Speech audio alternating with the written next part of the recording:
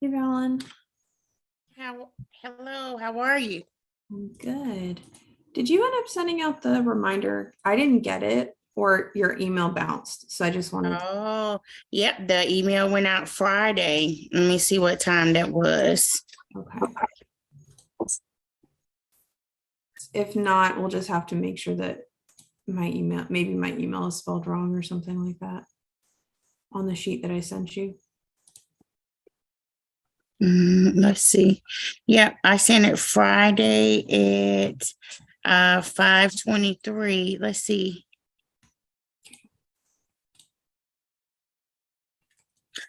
You're not on it, but maybe you're not because this was your thing. I So bet. Yeah. And I didn't put maybe, my own email on there. yeah, okay, because I'm like, yeah, I Okay. sent it. Okay, I let was me, like, I feel like she did because when Rashaki replied back, it was like yeah. she had received the email. And I was like, wait, oh no, did I not receive the email? Yeah, well, that's horrible, but I'm glad we figured that No, out. it's So I fine. will I will add you. Yeah, but it went out Friday Friday Cool. evening. No worries. Can you just forward that to me so that I I have just the did. minute? Thank you. Yep, you're welcome. Appreciate you. Okay, cool.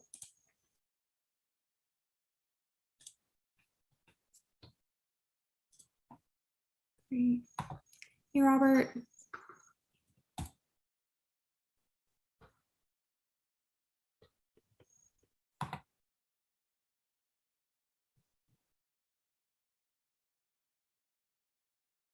Hey, Benita. Good evening. Hello, everyone. Hi.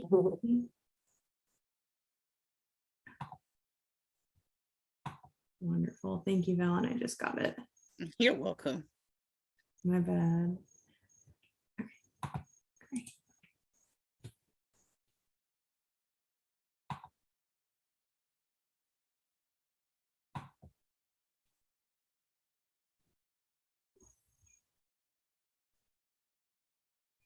Are we still, is it just us right now? I think so. Yeah. Oh, yeah. Alicia, here's Sherrard. Folks are starting to join. Okay. Benita, I, I figured out what happened the last time. I don't think I was registered. I think that was the key to me not getting in the last time we tried to log in. I thought about that because Yeah. it kind of threw me off too. Yep, that was yep. So I'll take full responsibility. We're working out the kinks. Yeah. We'll be solid by the next meeting. Oh, there's Brian. Great.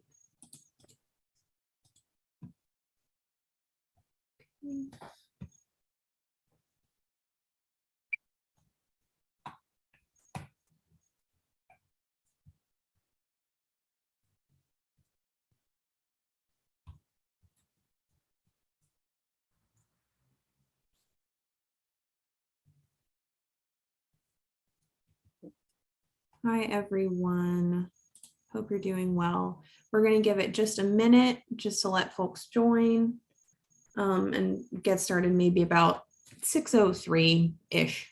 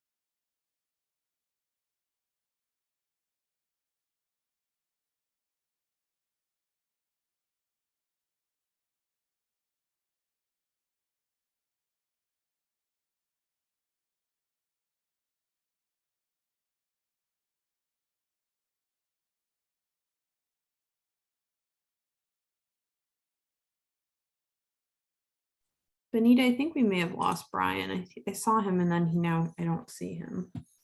So we'll see if he rejoins. Seth. Need a few more folks to get quorum. Hey, Seth. Good evening. Apologize for my tardiness. No problem. We haven't gotten started children yet. are being children. Yeah. No problem at all. Oh, there's Brian back. Okay, great. So we'll give it one more minute. We do have quorum though, so if folks join, then we can. Here's Ahmed. Great.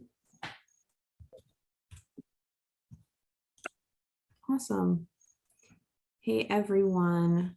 Gonna give it just one more minute to let folks join and then we'll get started. We pull up our agenda here. And Benita, if you want to go ahead and pull up the agenda, it'd be great. Pull up the agenda. Yeah, if you don't mind. Okay. It is Mr. Scott that's coming from DHA, right? I have not heard anything. I have not received a presentation. Oh, okay. Well, we'll see then. That Yes. was our plan. Yes. But we'll see.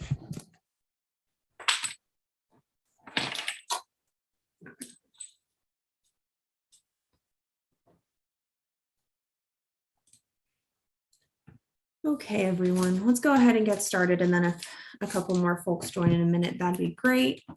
So welcome to our September meeting of the Citizens Advisory Committee. Thank you all for being here. Lovely to virtually see your faces.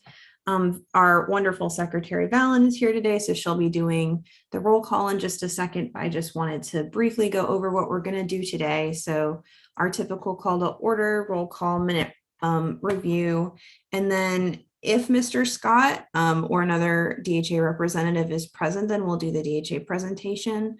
If not, we can always switch that. So we can do the board discussion first. We have a few things for the upcoming fiscal year that we want to talk to you all about. And then as usual, public questions, announcements, and then we'll be done. So great. So Valen, if you will do our roll call. Thanks, Leah. Hi, everyone. When I call your name, please just answer by saying present or here.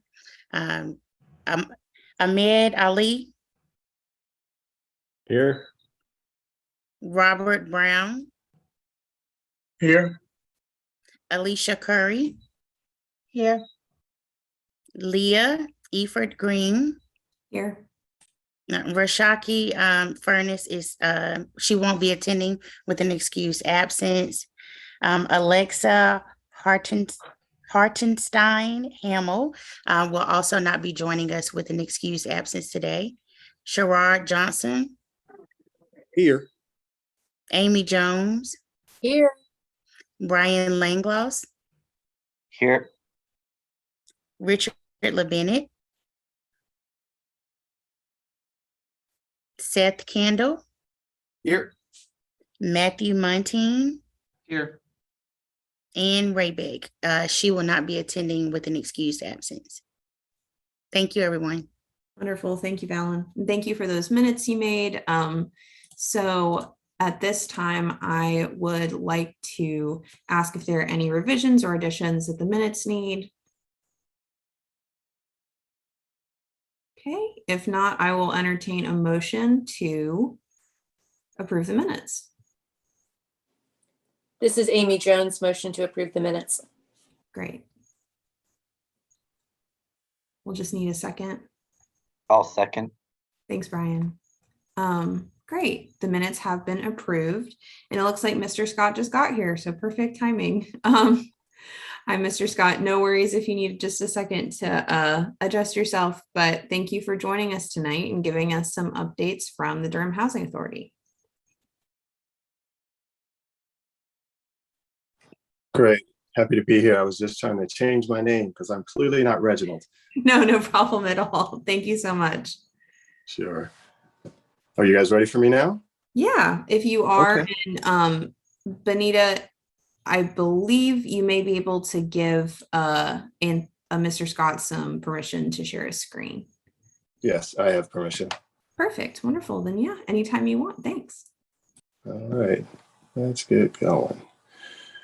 So since I was just here a mere 6 months ago, almost to the day, there's really not a lot that has changed over the summer. When I shared that with Reginald, and he kind of reminded me of a couple of things, I was like, oh, you know what? You're right. I do have a few things to share. So I want to start with the recovery agreement. For you all that recall, we talked a lot about the fact that the Durham Housing Authority is considered a troubled agency based on our scoring metric. And because of that scoring metric, we were, first let me say that housing authorities are scored basically in 3 categories: high performer, standard, and troubled. Technically, there's a fourth one, substandard, but that's another story. And in 2000, the fiscal year 2018, we received a score of a 59, which put us 1 point below standard. And it was primarily related to our conditions of our units. And as a result of that, we had a long negotiation with HUD to do what's called a recovery agreement. And there were 3 basic things, and this is really a refresher for you that were around in May. One, they required us to increase our occupancy to 95%. 2, they required us to take McDougal Terrace out of the public housing inventory. And then 3, they required us to improve our units to this point that they would all be at least a 60 minimum score. And as I shared with you all back in May, we will not be able to achieve that because we simply don't have the resources to do so. They expected all this to occur within 2 years. We basically signed that agreement under protest because we said there's no way that can happen, but we moved forward nonetheless. So since that time, since the last time I saw you, we received our score for 2022. And it's good news and bad news. The good news is you'll see the physical score went from an 18 to a 21. So we're moving in the right direction, but it needs to be at least a 24 to be at a 60, right? This is on a 100-point scale, but each one of those is on a 100-point scale. So a 24 would put us at a minimum of 60. And as I stated, even before these scores came out, we knew we were not going to make that. But the other issues that have significantly dropped our score to a 26 has to do with us completing our financial reports, our financial audits, basically. And just to give you guys a little background, in 2021, our CFO left the agency rather abruptly. So in the midst of reorganizing a department, in the midst of working on our 2020 audit, this person up and left. And in her departure, we had to find a replacement. So he's been in there the last 2 years now, almost, yeah, actually over 2 years, trying to get our financial reports in so that we can submit those. When you don't submit your financial reports timely, you automatically get a 0. It's called a presumptive failure. It has nothing to do with what the reports look like. It's just that those reports have not been submitted yet. We will catch up and get everything submitted 2021 and 22 before the end of this year. But as a result of that, we got those 0s in both the financial management, and it's actually a tie. The financial ties to the management score. So that's why you see the 0 there. We will certainly be in a different place when you see these for 2023, but that's where we stand right now. So let's talk a little bit more about why we are in such poor shape with our buildings. This is one of the questions I get a lot, and I finally decided to, once we completed this physical needs assessment, it gave me an opportunity to show this with the numbers. So what you see before you essentially explains what our ongoing challenge is. And if you go down to the bottom where it says grand total, you see the amount of dollars that we should have each year for us to get our buildings in the proper shape. So in 2023, we need about $13 million of work to be done. 2024, about $7.4 million, et cetera. The blue represents what we actually have on hand. So you see by a factor of more than 4 to 1, we are not able to keep up with the needs of our properties. And that's just in this 5-year period. You go back to the previous 5-year periods and you'll see the same thing playing out. So, with this being the reality that we face, That's why I put in the recovery agreement chart that you saw a little earlier. It's impossible for us to get all of our properties up to a 60 when we have this kind of challenge before us. We think, though, that we'll certainly be able to make significant progress, and I'll share a little bit why. We've started the work on our capital improvements for this year, that $2.6 million that you see, so that's good news. The bigger challenge that we face, or not say bigger, another challenge that we face is that we're still struggling to pay all of our bills from the as a result of the McDougal Terrace crisis in 2020. If you guys recall, we spent $10 million to get McDougal Terrace, both in terms of repairs and to manage the folks that were in the hotels, where we only had about $4 million in our reserves. And so, of course, we wiped out all our reserves. And then every dollar we've had since then, we've been putting in trying to essentially play catch up. That has had a tremendous strain on us. We have raised additional dollars, non-federal dollars, by some of the bond financing that we've done, some of our developer fees that we've earned for the projects that we have completed. But all that money just goes in that big, huge hole. So we're still behind in that, somewhere probably in the $2.5 to $3 million range. And it's having a significant impact on our ability to deal with the day-to-day activities. In addition to what you see here is our capital project deficit. On the good news front, HUD issued a NOFA, Notice of Funding Opportunity, for about $157 million. And we were able to win $6.1 million. You probably saw that on the news this past week. So we're excited about that. When you think about the fact we only have 2.6 for this year, we've more than doubled or about doubled the amount of money that we have available just by being fortunate enough to receive this grant. There's $5 million is a grant for lead-based paint hazard reduction. So it's both to address lead-based paint hazards that exist or to ensure that we are dealing with remediation for those that are there. We do have some properties that have lead-based paint in them, but those are what's a process called encapsulation. So basically you keep those surfaces completely painted. There's no chipping or peeling of paint. Then you keep the families protected. So it's really around how do we do prevention around this and remediation that allows us to get ahead of the curve so that we're not dealing with this as a potential hazard. And then we got a $1.1 million in basic just physical conditions improvements. So we'll be able to combine this $6.1 million to address a lot of what we saw outlined in the previous chart. So we're pretty excited about being fortunate enough to get that. There's another grant that we've also applied for. I think it's around $3 million. We'll get the results for that soon. So if we get that one also, again, it's a significant step in the right direction for us to be able to address our issues. So let's talk a little bit about our redevelopment efforts. You guys have heard from me before that one of the reasons why taking an approach like what you've seen in the downtown properties was so important, it gets us out of all of what we just spent the first 5 minutes talking about, right? That we're depending on the federal dollars. We're dealing with properties that are significantly behind in their capital improvement. And by doing the redevelopment efforts, we're establishing strong financial properties so that they're going to take care of their day-to-day activities. They'll be able to take care of their long-term repairs that are needed. We also will be breaking out the huge concentrations of poverty that we have, and we create better socioeconomic environments all around. So this is a strategy that we feel very strongly about, and we're excited about progress that's being made.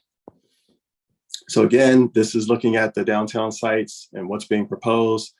There were 447 public housing units on these sites. We are going to turn that into over 2,500 units of housing at a cost of almost $660+ million. When you factor in the McDougal Terrace property, that number will go up to close to $1 billion. So what the red represents, the red numbers you see represents how numbers have changed since we originally put this out in 2019. And to no surprise, those numbers have gone up on the cost side. But one of the nice things is also gone up on the unit side as well. So where are we with our Liberty and Main Street site? So if you recall, it's 5 different phases of this property. Phase 1 is literally under construction now. We're pretty excited about that. Phase 2, we're going to be beginning 2 and 3, which is being developed as one overall project now. Two different types of units, one's for seniors, one for family, but they're being developed simultaneously. And phase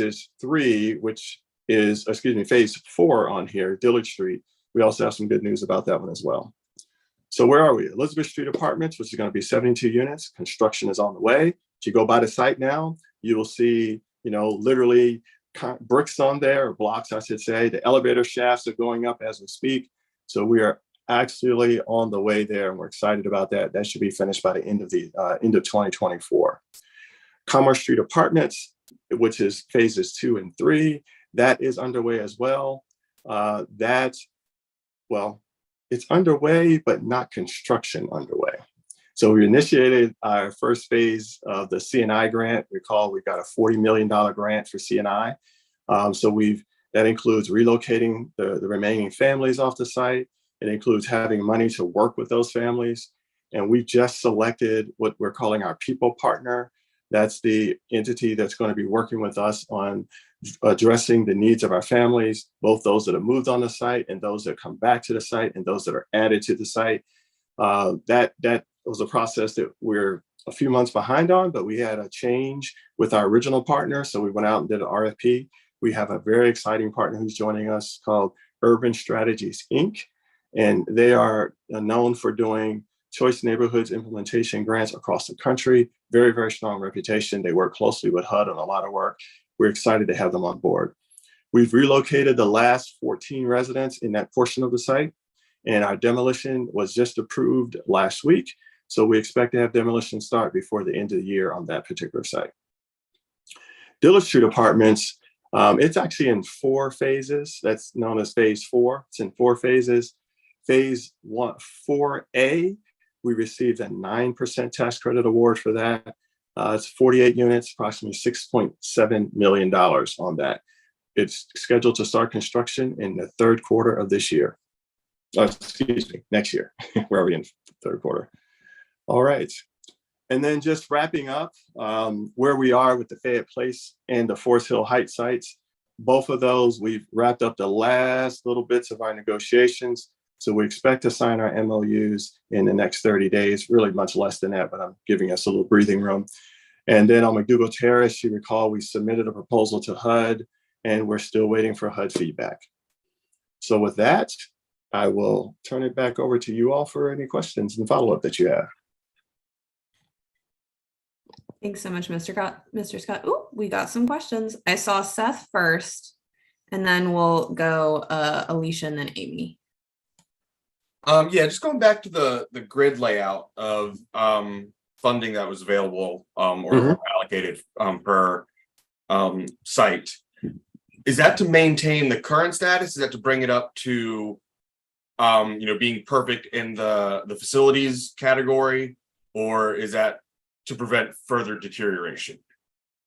Well, it's a little bit of both, right? It is to bring their property up to an acceptable standard. In our minds, that would mean getting it so that it would be considered high performer, right? Which would be a score of at least 92. So it's going to be taking care of all of its repairs, including the grounds, exterior, interior, et cetera.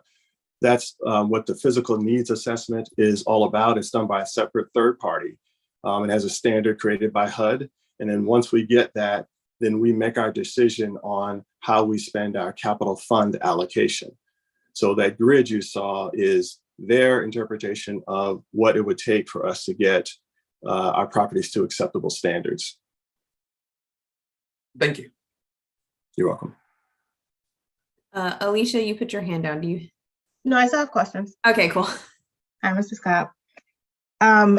In the chart of the capital fund projections, like Liberty Street, 519 and McDougal were still in there. So are you projecting to still put all that money in, even though you're demolishing some? No, we will not. Okay. But for example, with McDougal, I'll use that one because that's the longer window of when we get anything done. We still have people that live there. And so we have to spend money on maintaining that. And the fact that the capital fund needs are so much higher than what we have, we'll be making strategic decisions around what repairs we are able to do regardless. And so in the case of those sites that are scheduled to be torn down at some point, then we'll make adjustments accordingly, but we'll spend the money on the health and safety needs of those families that live there. And if, like, for example, with Liberty Street, where we're on a pretty fast track to tear that down, and we think we'll have everyone out of Liberty in 519 by first quarter of next year minimum, then obviously those dollars wouldn't have to be spent on that site at all. But that's not the case for McDougal and the others. One more question. So for McDougal Terrace, you said you submitted an application to HUD. What was it for? Like, what was it to take it out of the stock, public housing stock? It's to redevelop McDougal Terrace completely. So that's a plan that centered on the two elementary schools, both Burton Magnet and R.N. Harris, being at the center of a redevelopment of McDougal, and for in the creation of a new elementary school that would have 600 students, I think, plus there'd be a recreation center there as well, separate from the school, but on the same grounds. And we build a community around that. Thank you. You're so welcome. Good to see you. Awesome. Amy? Staying in the same vein. Thank you, Mr. Scott, once again for being here.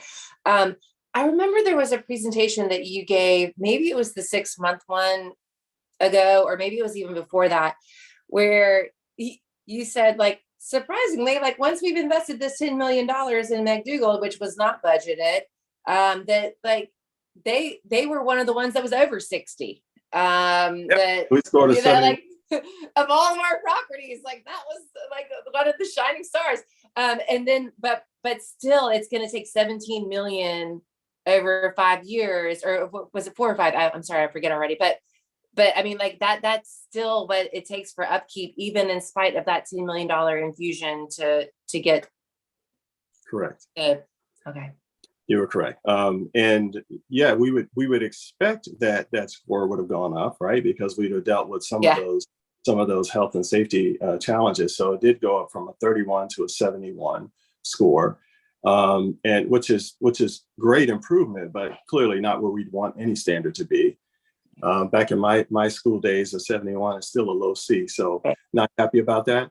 And that's the case with many of these properties, right? When we're still sinking millions of dollars into them, we get them up to an acceptable standard, but you still aren't going to be able to get it to that stellar standard. Not to mention the fact that technically a lot of these are sort of functionally obsolete when you look at the standards of today's housing. Closets with no doors, for example, or the size of the closets are very, very small for the size of the families, et cetera, et cetera.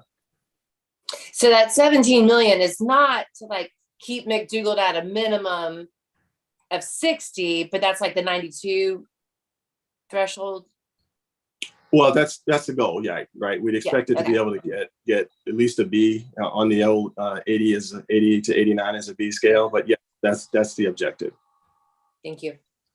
And I will tell you that historically, those physical needs assessments do not capture all that's needed, right? They do kind of sampling and things like that. So we know that even when you look at those physical needs assessments, they're great guides to start with, but it's always going to cost us more than what the P&As show us. Well, because I mean, needs are also going to arise between now and then too. Right. Great. Thanks, Amy. I saw Matthew, then Robert. Hey, thanks for joining us, Mr. Scott.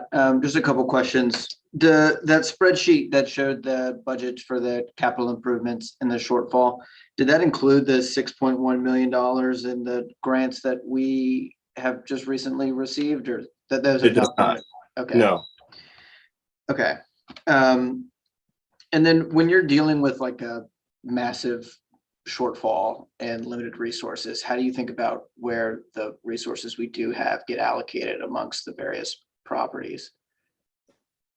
I'm not sure I understand your question. When you say we, as in the city? The city, yeah, sorry. Yeah. Well, it's I have some some pretty strong mixed emotions about this because the federal government is who authorized and agrees to support public housing. And what we've seen is that Congress has essentially, sort of thumbed its nose at that and said, we're going to disinvest in public housing. And so that's their way of saying, we're no longer going to do this. So, hey, you cities, you need to pick up the slack. But it's really the obligation of the federal government to do that because it's public housing, it's administered by them. We have to deal with all their regulatory headache. I think if they would go to as far as to say, well, we'll turn the sort of regulatory oversight over to that local jurisdiction so that they have more control over it, then I might feel better about saying, hey, let's put more burden on the local municipality. But the reality is those are federal obligations, and Congress needs to do what it says it's supposed to do with respect to funding and supporting public housing. Thanks. Now, I will add, though, of course, what our city has done is that they've said, hey, Housing Authority, we will help you with the redevelopment of your public housing because you're building a model that's going to be sustaining. And so that's where our city has stepped in. That's what the bond is all about. That's where some of the other grants that we receive from the city is all about, but not our day-to-day operations where that's already a losing battle. Got it. Thanks. Great, Robert. Hi, Mr. Scott, thank you again for joining. And this is a perfect segue into the questions that I have. At the funding levels for 2023, at $2.6 million, it would appear to me, just from looking at the volume of the properties that could, it's like you're putting out fires, maintenance, you just have enough to keep everything just, from falling apart. So my question is, recognizing that the Congress is, where they are, and we all recognize that they haven't invested as they should over a period of time. Where does the city step up? What's the obligation of the city beyond being concerned about the funding levels when they recognize that these properties are where they are and that the amount of money that you have year over year is 4 or 5 times less than what you even need to maintain the properties? Yeah, well, it's very similar to the response I just gave. I mean, you're talking about a net of a difference of $36 million that we need over the next 5 years to maintain these properties the way they are. I think that our city is taking the right approach in saying, let's focus on the permanent solution. And you're right in terms of the little bit of money that we do get as allowing us to move and kind of deal with some of this. But it should be about how do we come up with a permanent solution? I'd much rather the city invest in the permanent solution than continuing to invest in a losing proposition. I think what the city can do is perhaps do more on the lobbying side and things like that. But that's a national issue. Right. I do think we were very fortunate that we had Congressman David Price when he was in Congress, because he represented the subcommittee that actually funded housing authorities. And he fought and kicked and screamed to get as much money as possible to us. Right. But I think that it means, frankly, if the city can do anything, I'd rather them, for example, invest $36 million into us being able to permanently change our public housing conditions. Just as we did with the bond for the $59 million, I'd rather have that $36 million over the next 5 years to go into continuing to redevelop our public housing communities. Right, because we are, in a place today where it's just not happening. It's wishful thinking in some regards that it's going to get better in the short term, but right now we have immediate problems with these public housing properties that need someone to step up and to open the purse. I mean, that was a question about the city. Is there any way that through lobbying city council that you can maybe get some additional money for year over year to help with maintenance? Because that $2.6 million, in my opinion, is just it's a small amount of money for what you need to do. And that's the last question I have. Yeah, I think there's a time and place for that approach.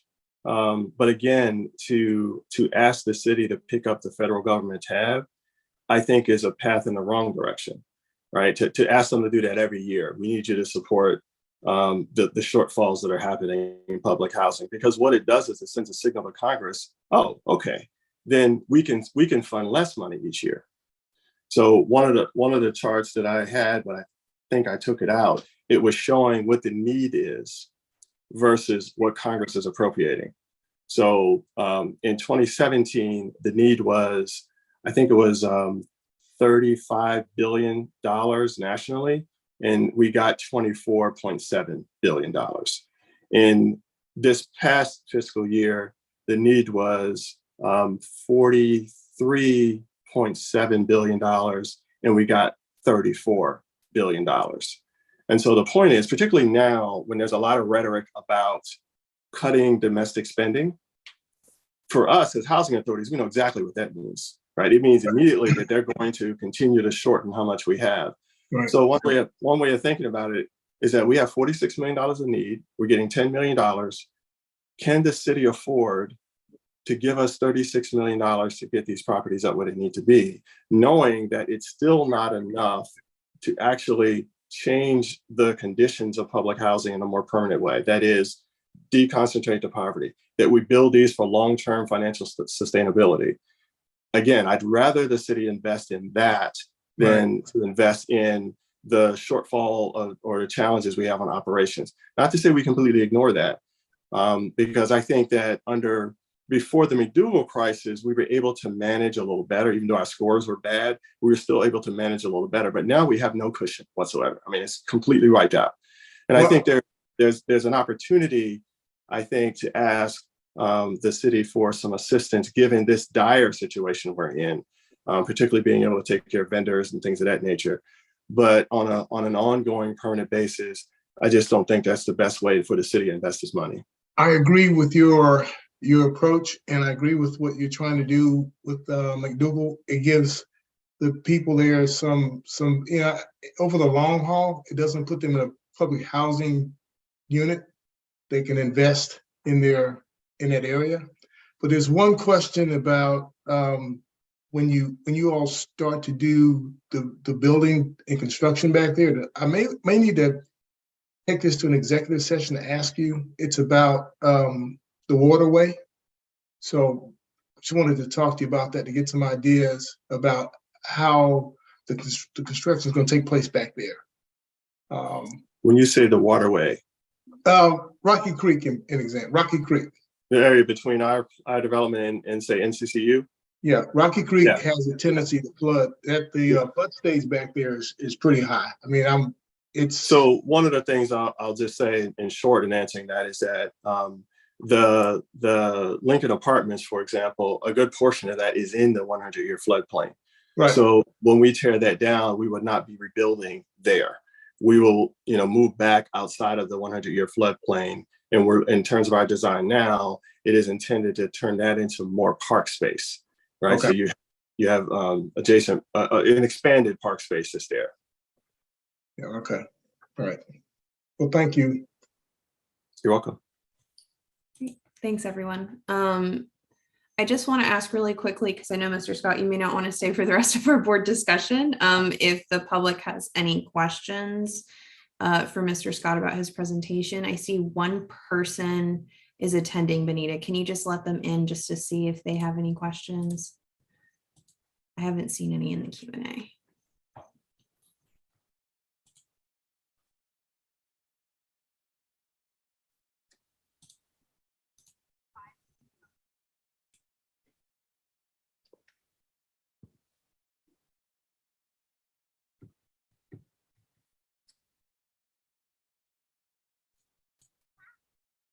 Hi, Mr. Solano. We're just wanted to make sure you didn't have any questions for Mr. Scott. Thank you for attending today.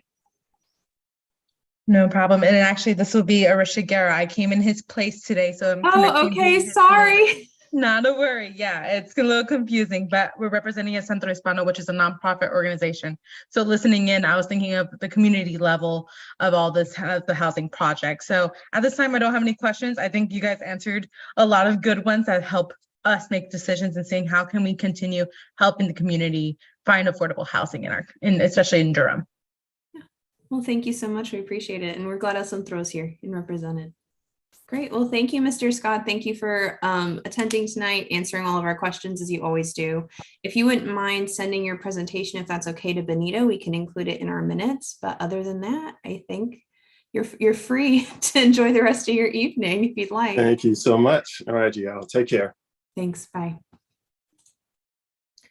All right, y'all. So just a few things for board discussion. We want to, I'll do this actually in reverse order. So the first one, I didn't think about that when I asked Benita to make the agenda. That's my fault. So the first one is just a reminder that on December 18th, the city of Durham is having a volunteer appreciation event. Everyone who serves on any committee or board is welcome. I know we have some county folks here, Ahmed and Seth, but we would love for all of us to come together, and we get to take a picture, which is nice, that gets publicized, and also just get to socialize in the holiday season. So it's I believe at 5, it's like 5 to 7 p.m. You should have gotten an email about it because the city has your email address, but if for some reason you didn't, please let me know, and I'm happy. All I've gotten so far is to save the date, but I'm happy to forward that on to you all. The second one is that we would like to ask you all about having kind of an annual retreat. We had something similar in May for those of you who were around and were able to come. It was really, Reginald led it, and it was a really amazing conversation and super informative about how HUD works, how our funding works, how the city works together with other organizations locally, as well as even within the department, how the Department of Community Development works. So I thought that was awesome. I think everyone who attended had a great time. I would love to plan that earlier, right? So it would still be for the spring, but that way we can grab more people's availability. So I wanted to kind of just gauge all of you. We're thinking probably May again, because April is Community Development Week, so I don't want to double schedule. But if May in general is an okay month, then what I'll ask our wonderful Valen to do, if she doesn't mind, is to send out a quick doodle with like the Saturdays in May to see which ones are best for everyone so that we can come together and do that. Does that sound amenable to folks? And I missed the last one because I was on an airplane, but it was like 3 hours, or I mean, it was like all morning. It was a morning. I pressed the plan for. Okay. Yeah, and we had food. It was nice. We had lunch, and I was sad to miss it. I thought it looked like coffee and snacks. Yeah. All right. If May sounds good, then I'll have Valen include that in her next communication with y'all as just a quick follow-up to the meeting. Great. Wonderful. And then the next one, which will be mostly y'all talking and not me talking, is Community Development Week. So Community Development Week is in April. Benita, please correct me if I'm wrong. It's the third week of, I feel like it's the third week of April. I need to look at the dates for this year. I would too. I don't know right offhand. No worries. So we last year, for those of you who were on the committee at that time, we had a lot of discussions about what we really wanted to do for Community Development Week. I'd like to get those discussions started early and maybe establish a subcommittee of folks who are dedicated to it. I know we had a lot of interest last time, but we just ran out of time. We started planning too late, and we wanted to make sure we did something that was of high quality. So I wanted to kind of just generally gauge everyone's interests, ideas of what you all would like to do for Community Development Week, and how I and the executive committee and our wonderful staff liaisons can support that.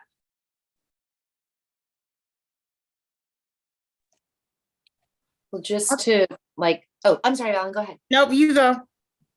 I was gonna say, just to like restate some of the conversation that we had, I guess in March or whatever.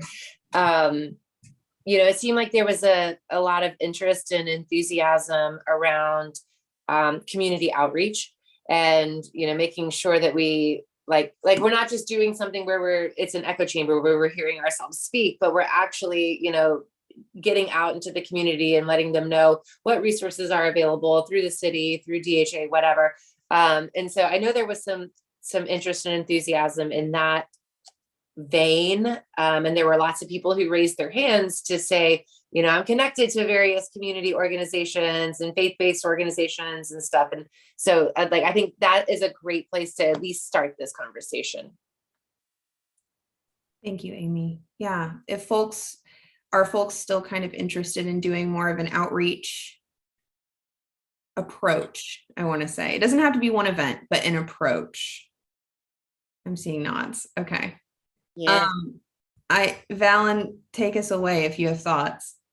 Well, I was just going to say exactly what Amy said, excuse me, just to refresh everyone. I think we had a really robust conversation about the opportunity to really engage the community, especially after we had the retreat and Reginald really went through the nuts and bolts. And I think the CDC week might be Community Development Week would be a good opportunity to just sort of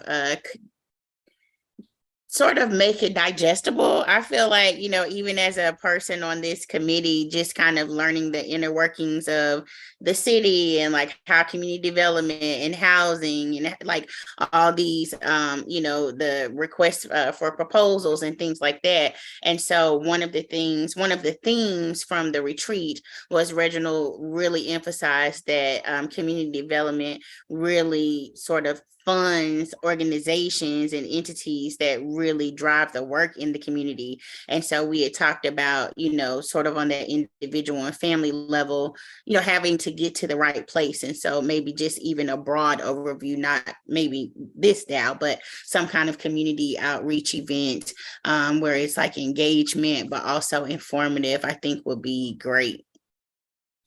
That's great. All right. Well, I feel like, oh, go ahead, Amy. I'll just chime in one more time. And Valen mentioned something that I felt like didn't really come up the last time we talked about it, but was about the RFP process. And because I think we were more thinking about families in the community, you know, community members that might benefit from knowing some of, you know, what community development does and things. But that's a really interesting angle too. I think the RFP process, because my guess is there's a lot of usual suspects that are applying, you know, putting their applications in every time there's an RFP. But, you know, is that like consistent with the values that we want to bring to the city and stuff? And so that might be another interesting like angle. It feels like a different message, the families versus, you know, folks that might be in a position to respond to RFPs. But that just struck me when she said that. I like immediately wrote it down. So to that end, Amy, when I actually had first joined the committee, like the first community development week, when I joined back in like 2018, 2019, we actually, as part of that, had a bunch of like the people who applied for grants and stuff and had received CDBG grants come in and kind of share about what they had been doing and like the successes they had and stuff like that. And it was very much focused on like, what the CDBG grant funding had been going to and getting a chance to actually see those successes. But yeah, it was very much focused on the grantees rather than like the families who had benefited and stuff. But thanks, Brian, for your sage wisdom with all these new people in the committee, myself as a newer member, newer but not newest included. All right, so I'm hearing kind of two drives, right? It sounds like we're all in agreement about it being outreach oriented with perhaps one or two of a two-pronged approach, both to folks who could or do receive grants from the city or could apply for RFPs. Actually, the Continuum of Care application opened today, if you guys got that community development listserv email. And also perhaps folks who could benefit from community development programs or do benefit from community development programs at kind of the individual and family level. I think that sounds wonderful. I do want to make sure that it seems like April is really far away, but it's not. It's it's really not. So I would love to see if there's interest here, and it's okay if right now the decision cannot be made. But if there are folks who are interested in participating in or leading kind of a subcommittee of people who are willing to do some more specific planning around that goal, of course, with the added capacity of the committee, but could kind of drive that planning process. I'm seeing nods. Okay, Sherrod is nodding. I don't want to call you out, but so He's asking for it. What'd you say, Amy? I'm sorry. I said he's asking for it. Asking for it. So it's okay if folks don't want to answer now. I do want to make sure, and also there are some folks who aren't here, but I do want to make sure that before our next meeting or by our next meeting, perhaps, we're putting together kind of a core group, and it can be like 3 people. It does not need to be like a huge group. It also doesn't need to be a huge task. I'd be down to be on that. So if we're looking Thank you, Ahmed. Thank you, Ahmed. I would as well. Matthew. Okay, great. Any other? Likewise. Okay, sure. Okay, great. I feel like, I mean, just from a few of the people that I know outside of this circle, like there's a lot of connections on the community side, but like it's the folks that are receiving the funding or like responding to RFPs, or could respond to RFPs, maybe aren't aware that they are eligible or whatever. Like that's the one where I feel like it'd be great if there was somebody that could step up in that type of capacity. Yeah. We could also pull Reginald and the city in for that, Amy. So like, of course, they know everyone who receives their funding and have close ties with them, and everyone even who's applied. I think also for the housing bond, they're working with, and Benita, I'm not going to remember the actual name of the organization, but they're the North Carolina Coalition for like Minority and Women-Owned Businesses. So they're specifically working with that organization in order to publicize RFPs from the housing bond.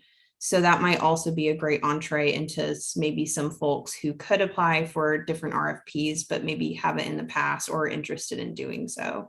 Benita, I've heard them present at an AHIC meeting, and I cannot remember the name of the organization to save my life, but. I think you are correct in saying that, yes. And also too, the Community Development Association has not released a date for 2024, but it is normally held in the month of April. Okay. Thank you for letting us know that. Okay, well, it seems like we've got a core group. I will reach out to y'all, make sure, I'm going to name them really quick for my own memory. So Matthew, I saw Sherrod, Ahmed, and Amy, did you? Okay, so I'll email you for, and Alicia. Mm-hmm. Okay, yes. cool. I'll email y'all. Of course, like this is open to anyone anytime. If anyone's like, yes, I'm super interested, please feel free. But for now, let's just establish this kind of subcommittee. And I'll coordinate with you all if you need me or other executive folks or city folks. I figure there might be some meetings outside of these meetings, but hopefully we're starting early enough that it's not too heavy of a lift for any individual person. But thank you all as always for your service, both to the community and to this committee. And I'm really looking forward to see all the cool stuff we do. All right, any other thoughts on Community Development Week? Great. Okay. So the next thing on our agenda is public questions or comments, which we already addressed once, but just want to make sure that I don't think we have any other attendees. No. Okay. Great. Does anyone have any announcements that they'd like to share?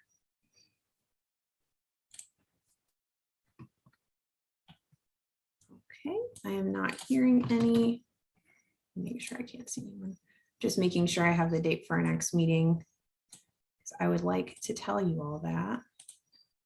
Should be October Yeah, so our next meeting will be at 6 p.m. on October 23rd.